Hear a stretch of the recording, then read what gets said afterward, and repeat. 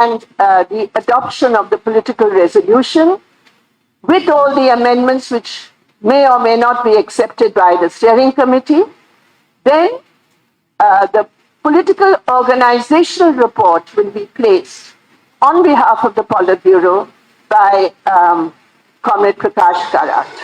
So this is what I had to say to you.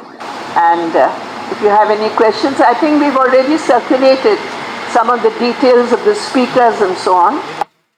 As you know, the discussions in the delegate session are within the delegate session, but we do give the names of those who spoke, which we have provided to you.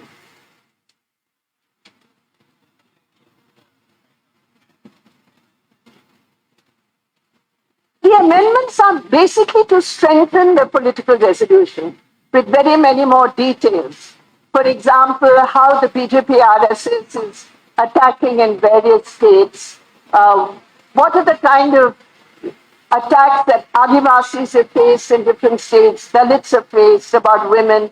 So basically the approach of the delegates has been how to further strengthen the main formulations in the resolution.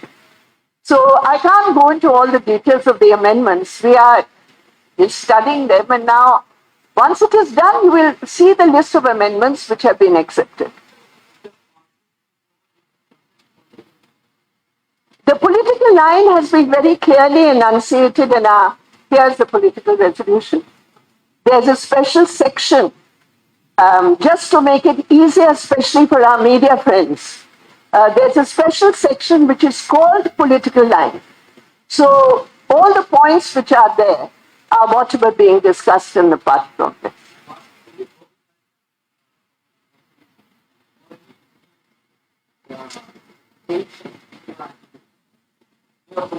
No, once the political resolution is adopted, we go with that understanding and line.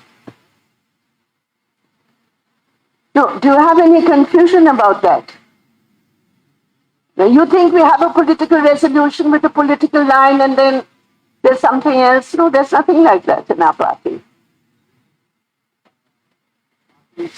There is a confusion regarding cooperating with Congress.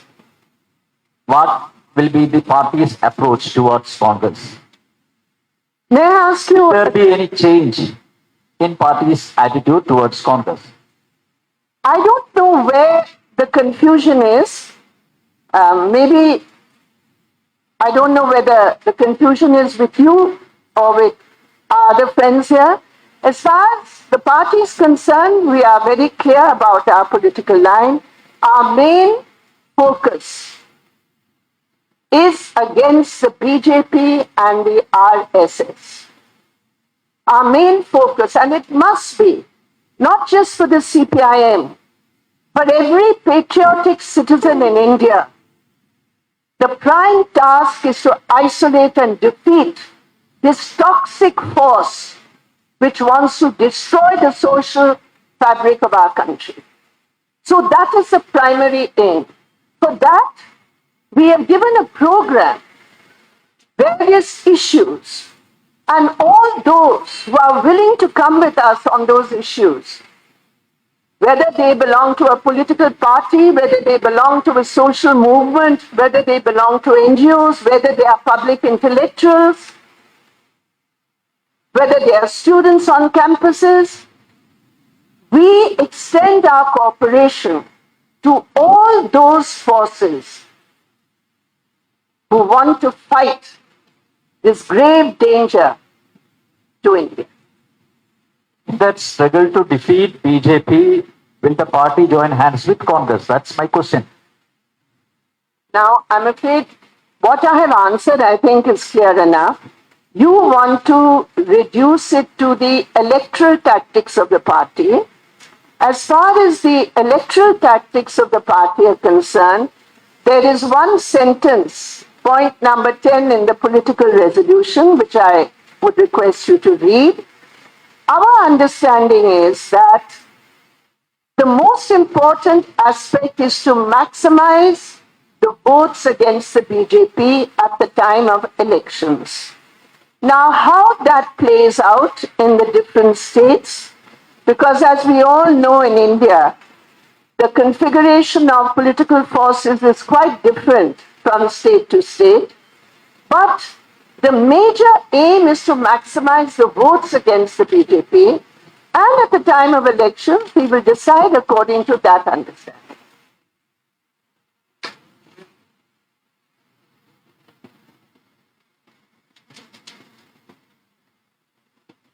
Comrade, could you elaborate the combination of multiple fora? Sorry? Could you elaborate the combination of multiple fora? Because already you mentioned in the DPR, draft political resolution, What's happening is this, the noise of this fan, it's making it difficult to hear.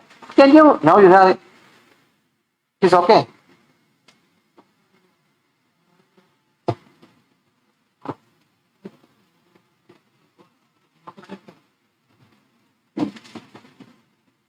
Thank you. Yeah. Sorry. Could you elaborate the combination of multiple fora? It is already mentioned in the brief. So, you know, in India today, in different states, there are so many forces and there are so many platforms who are working on separate issues. For example, in the Kisan struggle, we found more than 500 Kisan organizations from different areas who were working together on the issue of the 3 black farm laws. So they had formed a platform, the party had supported that platform. So on many issues like that, there are forums, those who fight for democracy, those who fight for civil liberties, the Adivasi platforms, the Dalit platforms. So our understanding of mobilization of all these social forces, I would like to stress, it goes beyond the pale of just political parties. Beyond that, there is a vast section of the Indian population who are resisting in so many different ways. For example, if you look at the anti-CAA movement, according to our political resolution and assessment, the anti-CAA movement was the first big mass movement which challenged the BJP RSS agenda of changing the very identity and definition of citizenship in India. So it was a vast mass movement. There were so many fora which had been formed. And leading that whole movement were Muslim women. It was a spontaneous mobilization. But there were so many platforms which had been formed. So the CPIM supports such struggles, such platforms on the various issues which come up. So our point in this whole political debate and resolution is, what are the ways in which we mobilize the maximum number of people who are directly affected in one way or another by the policies of the BJP RSS? How do we reach out to these sections? How do we take our political message to these sections? That is the challenge which is facing the CPIM and, if I may say so, the left parties and the left movement today. So that is what our approach is. We have to strengthen our own party. We have to strengthen our own identity. We have to strengthen the identity of the red flag. We strengthen the identity of our alternative approach. And if you look at our political resolution, there's a whole section which gives you some of the areas in which we have an alternative approach to other parties. And that is what we have to take before the people in different ways. So I would say, I won't say this is something new which is being said by the party, but certainly in the current situation, I think it is this message which is an inspiring message to the party as to how, with our own ideological basis and our political understanding, the tremendous sacrifices that our comrades have made in so many states. And I would like to add specifically that in the entire discussion, a recurring theme has been the model of Kerala in so many important areas and how we should take the experience of the Kerala LDF and the Kerala LDF government's policies to the rest of the country. And this is a very important aspect which will further strengthen the identity of the CPIM and the Red Flag. But comrade, what is the reason for the... Can we ask somebody else to... Just one question, comrade. What is the reason for the disastrous setback in the Indian politics? Is there any kind of... certainly we cannot get away from the setbacks that we have faced, but that is not part of the political resolution. That is discussed in detail in the political organization report, will be placed before the delegates today. There will be a discussion on it, and I'm sure once we reach certain conclusions about this, we will come to you. Madam Brinda, we have one question. Mrs. Brinda, the scattered opposition bloc is a major gain for Modi, and the beneficiary is BJP. What is the chance and possibility of a unified anti-BJP bloc in that? In the left-initiated process, what will be the position of Mamata Banerjee and Shiv Sena-like opposition parties in that? No, I understand that these are issues which are very important and relevant for you to ask. But as far as I am concerned, I have answered that question with one line, that as far as elections are concerned, we have not gone into any details in this political resolution. Our aim is very clear, which I have spoken about a little while ago, and the maximization of votes against the BJP, that is our effort.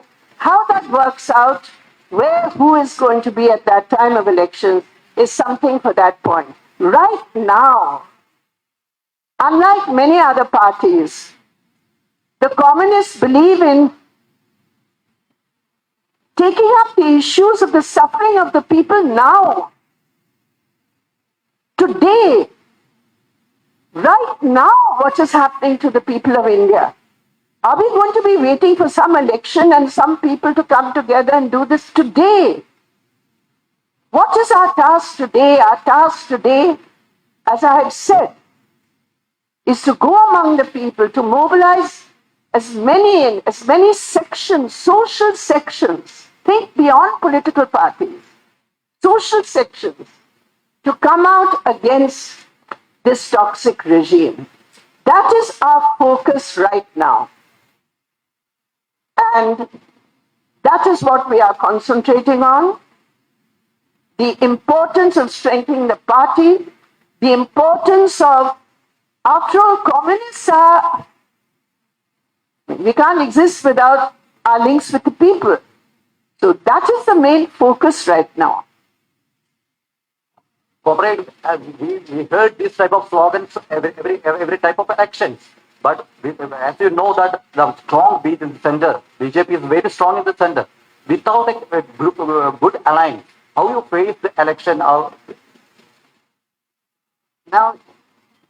एक कहावत है ना हिंदी में, यहाँ से पकड़ो पे उधर से पकड़ो एक ही कान है. So point is this: you are limiting this entire thing to what is going to happen in the elections. I can understand. Those are very important questions. Today we are in 2022 April. This political resolution is for the next 3 years.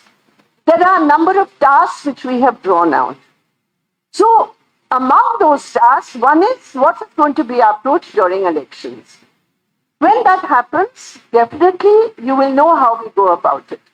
But right now, the importance that I would like you also to appreciate is that this is a battle of minds also, not just of votes. What is happening today? What happened in Uttar Pradesh? Where a priest with 4 policemen sitting on his car as his protectors He gives a call openly, according to the reports, that he will sexually assault Muslim women. And people are cheering that. Can we tolerate such a thing happening in India? That is what we are concerned about.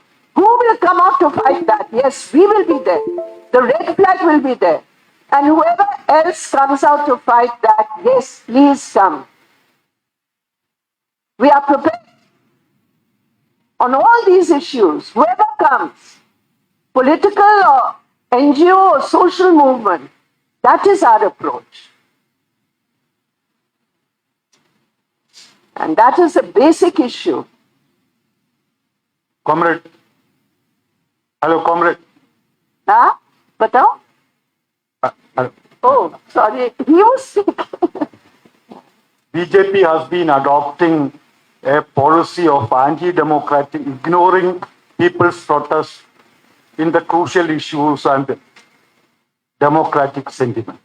So what do you think that how CPM could organize protests which alter the policies of or resist the policies of BJP government? I think that's a very relevant question. And that is one of the issues which is being discussed very seriously as part of the political resolution. And I think it will be taken even further when we discuss the organizational issues and gaps which may be there. So there are various areas where right now in the last, since 2019, in spite of COVID, there have been so many struggles which have taken place, and we have seen the impact of those struggles also in forcing the BJP to reverse some of its policies. But it is no doubt on the offensive, and that offensive can only be met by a counter mobilization on people's issues, on issues of secularism, because we cannot compromise on any of these things. That is a very critical area of our work. So how far we succeed in this attempt of reaching out to new sections of people, I think that is a very big challenge before us. But I think the entire party congress and the body of delegates, they are resolved that the importance of strengthening our party base, our politics, our identity, our alternative vision for India, that is a very important aspect. Comrade, you highlighted the fact that the participation of women delegates in the discussions, and you also mentioned that they spoke about the kind of oppression women face in this country. You know, in that context, and you being one of the stalwarts of the women's movement in this country, what is your position on gender justice when it comes to places of worship? Gender justice? When it comes to places of worship? As far as places of worship and gender justice is concerned, I think it is very important. Already we have seen what happened in the Sabrimala case. We have seen what happened in the case of so many of the masjids. I think our party's position on this has been very clear, that this is something which has to be resolved through discussion and debate. The Supreme Court came to a conclusion, and it had said that as far as the Sabrimala issue is concerned, the right of women to go into the temple, the Supreme Court upheld that right, and the Kerala government made it very clear that in that case we were upholding what the Supreme Court had said and implemented it. It was not the CPIM which had gone to the court. So on such issues where there are different types of sentiment which are involved, it is very, very important to discuss these issues so that the rights of women, the legitimate rights of women, worshippers, women believers, I'm not talking about other public spaces where it is constitutionally guaranteed, but I'm talking about places of worship which are normally reserved for believers, So I think already what the Kerala government had said at the time, that we would like a dialogue, we would like a debate, because the constitutional position is very clear and no places are outside the pale of gender justice and gender equality. But I would also like to add that these are not issues which have been discussed in the political resolution, and they have not either been raised in the discussion by any delegate. So what you have asked is actually outside the pale of the discussion of the political resolution. But since, Jomi, you are an old friend and you know what the political understanding of the party has been, I answered your question. No, see, I'm happy that you mentioned Sabrimala. The point is that the party, and in the CC review of the election also, you clarified that Sabrimala cost you, losing votes. The party lost votes on that. The point is that now that there is no stay on the Supreme Court judgment, and can gender justice wait for the courts to decide, the court to settle that matter for, finally, until that, can we wait? Jomi, I cannot go into that discussion right now. Today we are talking about the political resolution. We are talking about the issues which were raised as part of the discussion on the political resolution. Certainly at some other time, generally, how do communists take forward the issue of gender justice, where there are so many complications and different trends? What are the problems that we face in taking it forward? I think that's a very important point of discussion, which we can certainly have at any time that you would like. But right now, we are focused on the political resolution. And right now, what the women delegates from all the states had focused on was the absolute barbarity, the barbaric nature of the assault on women.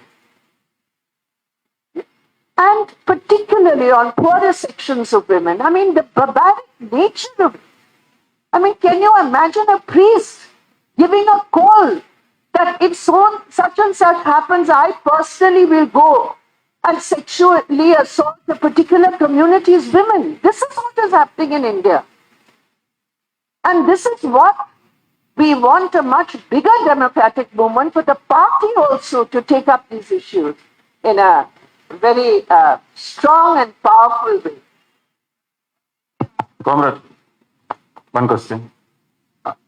After seeing the Prime Minister of India, I beg your pardon? after visiting the Prime Minister of India, the Chief Minister of Kerala said that even if the result of the social impact study is against the project of Sewer Line, the government is determined to implement the same.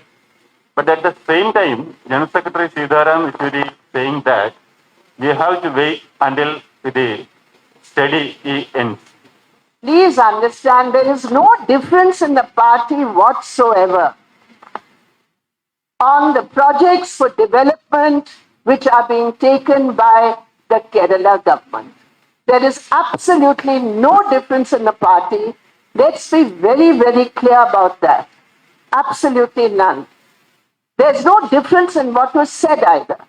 But the question here is, which I want to place before you, you know that the environment impact assessment is a thorn in the flesh of every corporate. You know that now.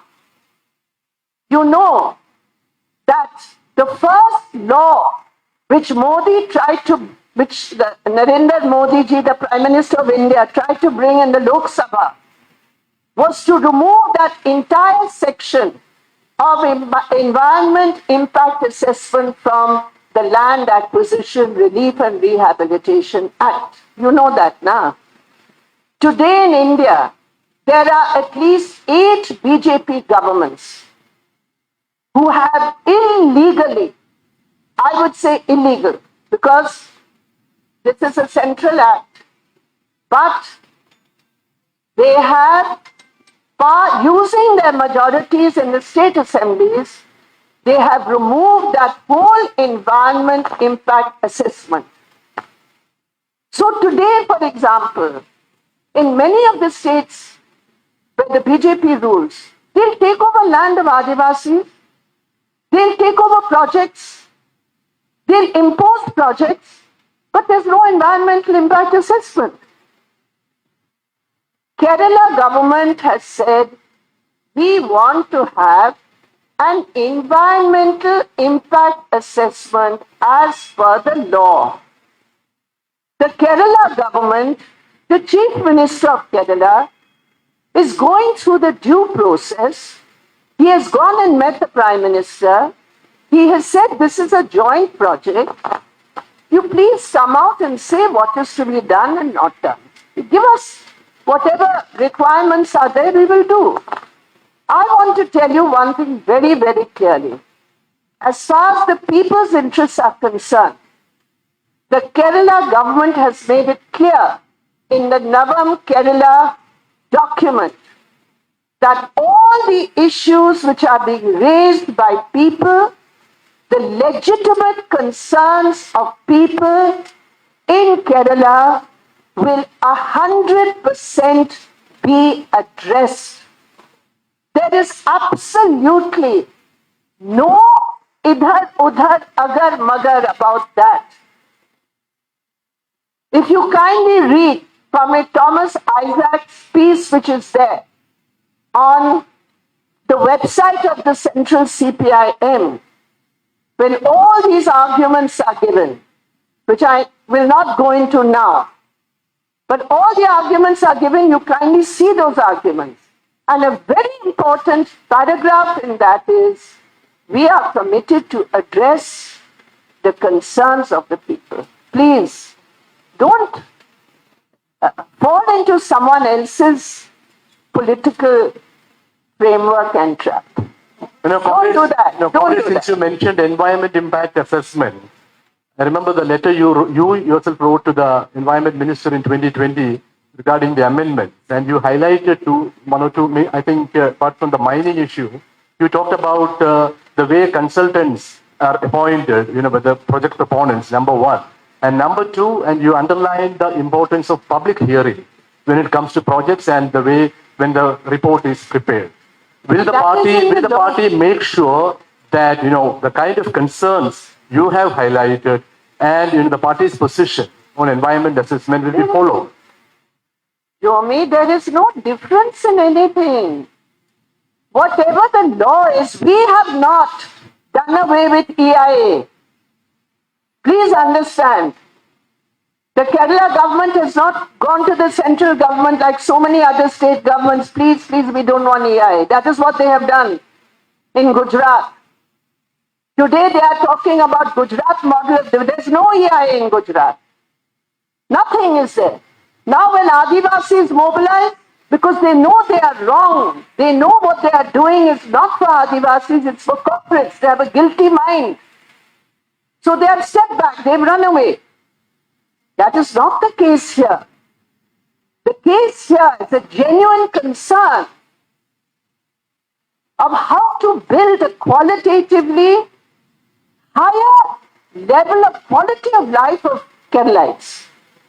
Now, I say there can be so many differences on so many things. But if you start from the aspect that everything you're doing is wrong and everything that he is doing in Gujarat or Chhattisgarh or Rajasthan is right, well, I'm afraid we have to say this is very, it's not in the interest of Kerala. But the point that was raised, please let me assure you, as far as this is concerned, the LDF government of Kerala is committed to protect the interests of people. They will always take into account the voice of the people, and it is on the basis of that again and again the government has given assurances. But if opposition wants to make I don't know what they want to do, but certainly it's not in the interest of Kerala. That's all I can say. Comrade, when you're in fact giving a blank check to the state administration, which has taken an aggressive stand on the Silver Line project, because the tone and tenor of the state administration is that they will go to any extent to get the approval from the central government and they are determined to implement the project come what may. And let me point out one more thing. You are saying that the voices of the people will be heard, the grievances of the people will be addressed. But when the people are protesting, when the people are expressing their dissent over this project, the police force is being deployed to silence the people. So how do you take on that? All I can tell you is the people of Kerala very recently, I think it is 1 year, not even, just 1 year. Not yet. I think in May it will be 1 year of the Kerala government's election and formation. I think the people of Kerala, when I say the people of Kerala, I mean the people of Kerala. And the LDF government of Kerala is a model for us. I'm here to tell you about the political resolution and our discussions. We have determined today that we are going to take this model of Kerala, alternative policies, pro-people policies, to the rest of the country. And as far as this specific project is concerned, I think the LDF government is there to answer all your queries which you may have. I can only say, as far as the CPIM is concerned, the LDF government and its alternative policies are a model for us. Yeah, comrade, comrade here. Yeah, here. Myself. In 2005, in the Delhi Party Congress, history was created when you became the first woman member in the Politburo. And in 2015, organizational plenum held in Kolkata, the plenum stressed the fact that the social composition of the party structure has to be improved. It meant that there should be more women Dalit participation in the party. And it in fact set a target for increasing the women membership. So can we expect, just like in 2005, which was historical, when CPIM got the first woman Politburo member, so can we expect that this 2022 Kannur Political Party Congress will be historical by electing the first woman General Secretary for CPIM? I think this is a highly relevant question. We are discussing the political resolution. As far as the membership of the party is concerned, women membership, as I have told you, today the political organization report is going to be presented, and we've got an assessment of where we have moved forward and where we are still lagging. So I expect there will be a discussion on this, because quite frankly, unless from the Central Committee, the Politburo, from the leadership in the states, certain efforts have been made. But how to internalize it at all levels of the party? These are issues which are placed in the report which will be discussed. And all those details will be given to you. Is there any issue regarding the general?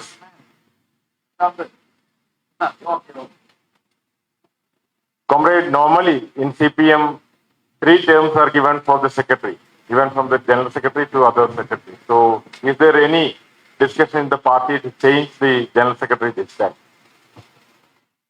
I told you these are highly relevant questions. They are not relevant at all to what we are discussing, which is a political resolution. There is no controversy in the party on that. There's absolutely no controversy except among those who can't, if you excuse me for saying so, to khana hajam nahi hota hai. Difficult to digest one's food unless one sees there's some controversy. Now, if you are going to have some serious political questions you want me to answer, I'm happy to answer. But irrelevant issues. No, no, which are you, no issues. madam, really sorry to say, madam, really sorry to say, comrade, really sorry to say that you are brushing aside some serious questions on gender justice, on delivering social justice. You are brushing aside all these questions are irrelevant. How the questions on women and girls become irrelevant for the party? This is again a very strange way of putting things. I've spent quite a part of this press conference in telling you what an awful situation it is for women in India today.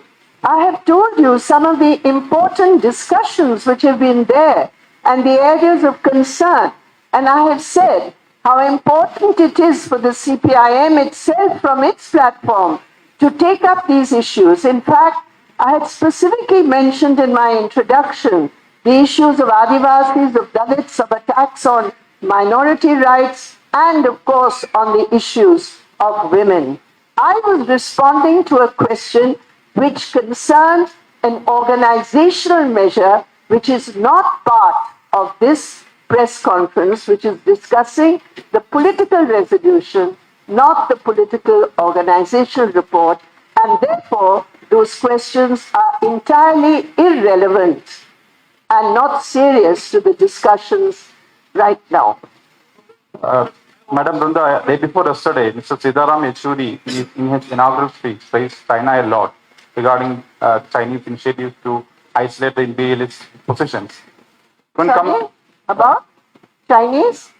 about the Chinese initiative to isolate imperialist positions, regarding the border tensions and the cross-border attacks, consequently the reports coming from the north and from the northeast.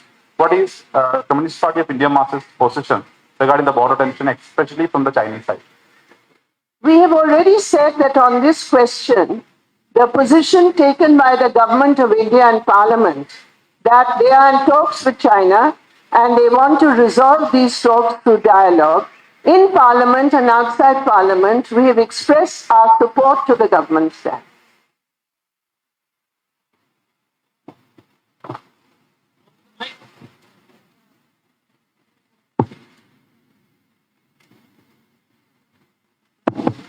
The opposition and left parties, the secular opposition in the country as well as the left parties have in the last 1 year taken up the agrarian distress issue in a very concrete manner through the farmer struggles, of which the Kisan Sabha was a very important component. But then, as important as the agrarian distress is the distress. Please put the mic, I think. As important as the agrarian distress is the distress of unemployment, which is spreading across the country like a pandemic. Does the CPM or the party Congress, has it been able to think in terms of a concrete action plan, just like the farmers' agitation, to address this unemployment issue? Yes, that has been a very important aspect of the discussions in the party Congress. In fact, we expect that there will be a resolution placed specifically on the whole issue of unemployment. And yes, there are plans which are being made as to how to broaden this movement on the issue of unemployment and all the connected areas of this, including vacancies in government posts. You know, there are so many lakhs of vacancies now in government posts. There are so many states where the exams itself are not being held or being completely sabotaged.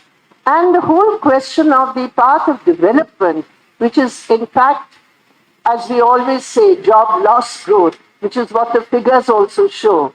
So how to take it in a concrete way? Because there have been many spontaneous struggles, as you saw in Bihar and Uttar Pradesh, on the issue of unemployment. So we do have to have a very strong intervention on this. And that was an important issue which came up for discussion. And thank you for raising it in your question.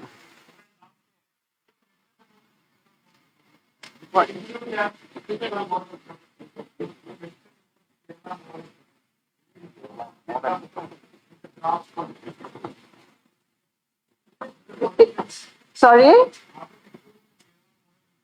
No, it's already there. If you kindly look at the Prashantji, you get so many documents, you have not got the document of political resolution. what is this? You please look. You said you are taking the Kerala model at the No, I your said national level. Yeah. Proper, yeah. Are you specifically mentioning that in the draft It's political already strategy? there. Yes, you are mentioning that, but will you take It is that to the already national? there in our document.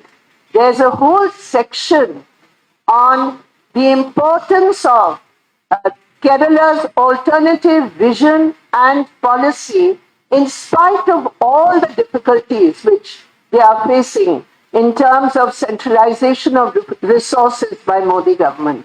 So yes, that is part of our campaign, certainly.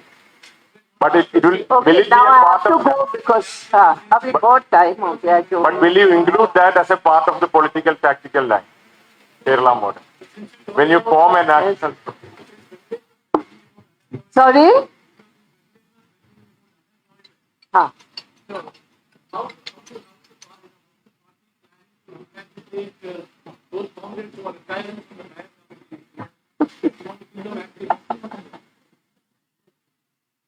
Jomi, you come here and you make that joke and let all those who are doing it live, they can understand the importance of your sense of humor. So thank you very much indeed.